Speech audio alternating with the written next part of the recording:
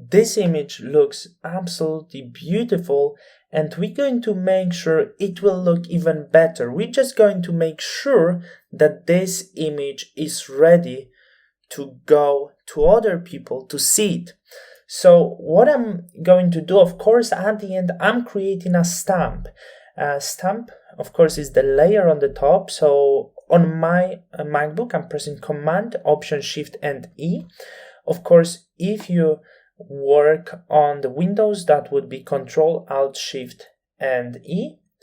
And I'm going to rename this into the stamp.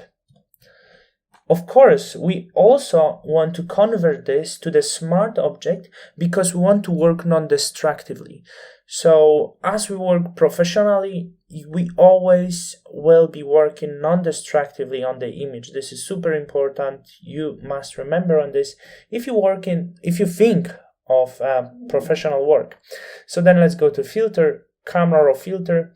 And you have to be careful at the end because it's easy to overdo the things at the end.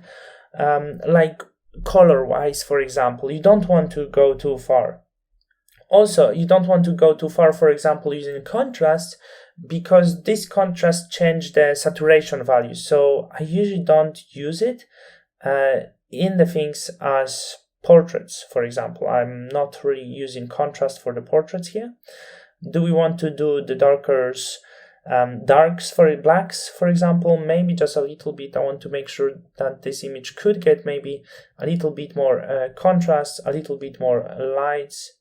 I don't want to go too far with the lights, of course. It's quite bright, but I do not want to overdo this because we are, I think, very close over here to blow this up. So I would be really careful with it.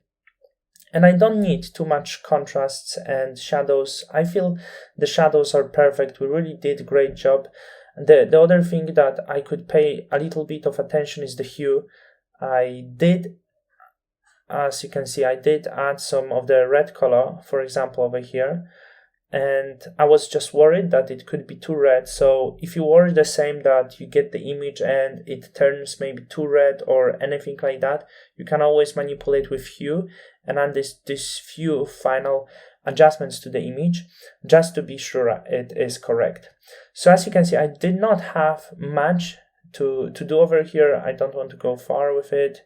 It's actually blowing up mainly the background instead of the model. Also with the shadows, I wouldn't go too far. I think the shadows are absolutely beautiful as we set them up before. So what I want to do over here is I don't want to use crop. So in non-destructive way, I would actually use the scale over here. So I will see where it will suit well. And I don't want to crop too far. Maybe somewhere around here. I also want to know your opinion where this image should be cropped. Maybe a little bit more. Just around here. I think that would be the right crop.